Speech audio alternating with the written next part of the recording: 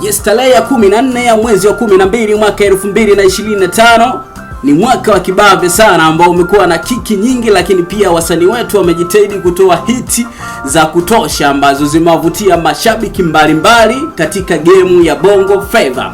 Karibu kwenye uchambuzi wetu wa siku leo. Kwa majina tu Jami My Voice The Garden Voice, na hii hapa ni Cyan FM. Kama hujasubscribe basi nakushauri uweze kusubscribe na kuturn on notification ili uweze kupata habari zote ambazo tunakuwa tukiziposti hapa kila siku kupitia Cyan FM. Lakini pia Cyan FM unaweza kutupata pia kwenye mitandao ya kijamii kama YouTube kwa kuandika Cyan FM, lakini pia unaweza kutupata kwa kupitia www.cyanfm.co.tz. Inakuwa ni mpango mzima. Uchambuzi wa siku leo tunaangazia muziki wa Bongo Flava, muziki ambao umekuwa ukibadilika kila siku kadri siku zinavyozidi kwenda. Karibu kwenye uchambuzi wetu wa siku leo. Najitambulisha tena kwa mara nyingine, naitwa Jami My Voice The Garden Voice. Karibu sana kwenye uchambuzi wa siku leo ambao unahusu muziki wa Bongo Flava.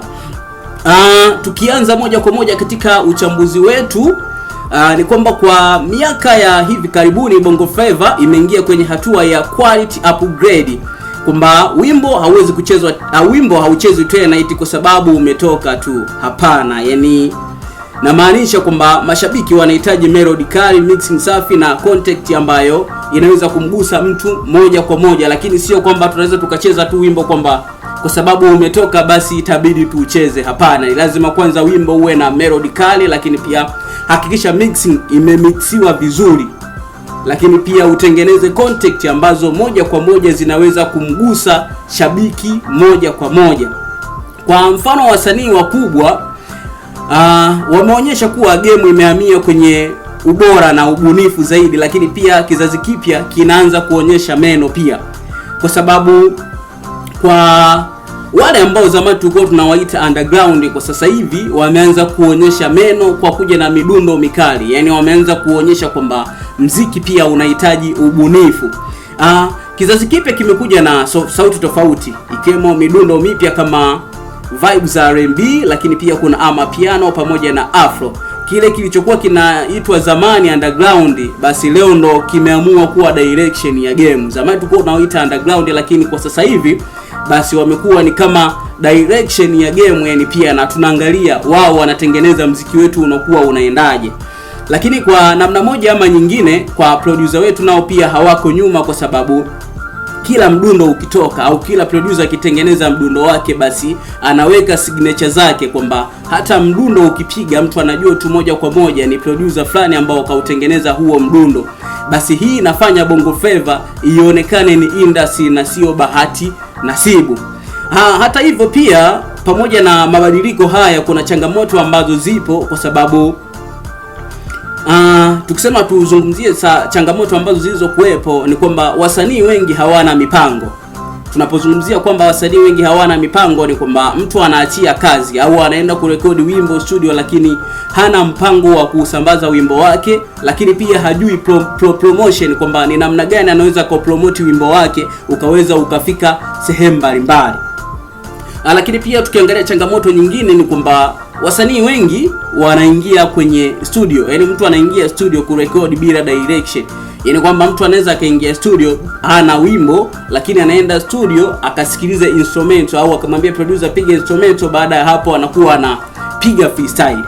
Basi hichi kitu ni kwamba kinafanya pia kazi iweze kuchuja kwa haraka zaidi na haiwezi kufika mbali. Inaweza ikawa ni kazi kali, lakini kama haujatengeneza maneno ambayo ni ya hisia, basi hii itaweza ikaleta shida kwa namna moja ama nyingine, wimbo kupotea ghafla.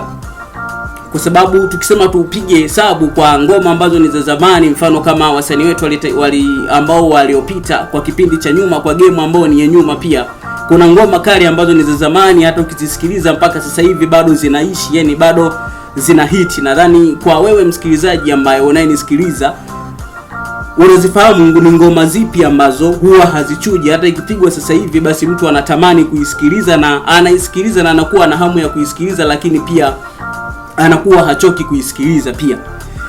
Na wengi pia huwa wanaamini kuwa kiki ndo njia ya kufika mbali. Hilo ni tatizo lingine pia, kwamba wasanii wetu wengi waliokuwepo sasa hivi kwenye game ni kwamba wanaamini kwamba mtu akifanya kiki huwa ndo inamfikisha mbali, au kwamba kiki inamfanya aweze kutoboa kwa haraka zaidi. Lakini ni kwamba ukweli uko hivi, kiki kama kiki unaweza ukafanya kweli kiki na ukatoboa kwa kiki, lakini madhara yake baadaye ni kwamba utapata jina, lakini baada ile kiki kuja kupotea na wewe unapotea mazima. Kwa hivyo issue iko hivi, ukweli ni mmoja tu, game ya sasa hivi inataka akili pamoja na uvumilivu na sio ujanja au vipi? Bwana ni noma sana.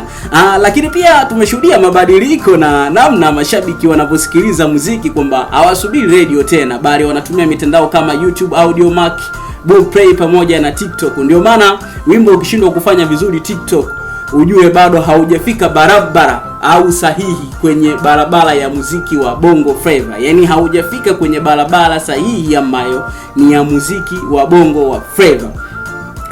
Kwa hiyo game ya Bongo Flava imekuwa ni competitive zaidi, kwa sababu wasanii wanaotaka kusimama lazima wawe na vitu vitatu. Kwa hiyo kama ni msanii ambao unahitaji usimame vizuri, kitu cha kwanza lazima uwe na vitu vifuatavyo. Kwanza lazima uwe na kitu ambacho kinaweza kukutofautisha wewe na msanii mwingine yeyote yule, kwamba uwe na saundi yako ambayo kwamba hata mtu akisikiliza anajua kabisa bwana huyu ni msanii fulani na huu ni muondoko wa msanii fulani. Lakini pia tusikopi kwamba tujue kwamba bwana msanii anaimba hivi, labda nijaribu kumwiga msanii hivi. Hiyo pia inakuwa ni ngumu na itakuwa ni changamoto kwa upande wako kuweza kusimama. Pia inahitajika uwe na sauti safi, yani kwamba mixing safi pamoja na video safi. Yani sauti yako kwanza iwe ni safi ambayo inaweza ikamvutia mdau, lakini pia hakikisha mixing yako imepigwa vizuri, instruments zinasikika vizuri pamoja na vocal iwe imekaa barabara kabisa. Basi kwa hapo inaweza ikafanya kazi ikaweza ikafika mbali zaidi. Lakini pia kama umeshoot video, hakikisha video yako ni safi pamoja na quality. Lakini pia kitu kingine, ukishapata jina basi inatakuwa ujitahidi kutoa kazi kila muda bila kupotea. Usiachie hiti moja alafu baada ya miezi 6 miezi 7 unakuwa umepotea, bali inatakiwa ukiona kwamba hapa sasa hivi tayari nishaanza kuiona njia, basi inatakiwa ujitahidi kutoa hit kila muda bila kupotea. Kwa hiyo muziki wa sasa hivi sio bahati, ila ni uwekezaji. Labda tukiangalia hitimisho la uchambuzi wetu wa leo, huo ndo uchambuzi wa siku ya leo kuhusu Bongo Flava, kwa sababu game inabadilika, mashabiki wanabadilika, lakini na muziki unakuwa kwa kasi. Basi msikilizaji wangu wewe ambao unasikiliza Cyan FM, swali ni moja tu. Je, wasanii wetu wataendelea kwenda na kasi hii au wataachwa nyuma? Bwana dondoshe comment yako hapo chini, lakini pia usisahau kusubscribe na kuturn on notification. Itakuwa ni poa kinoma noma. Tufuatilie Cyan FM kupitia www.co.cyanfm.tz, inakuwa ni unyama zaidi. Lakini pia usisahau kusubscribe na kuturn on notification. Bwana wako Jamima Voice, the Garden Voice. Bye bye, tukutane kwenye kipindi kijacho.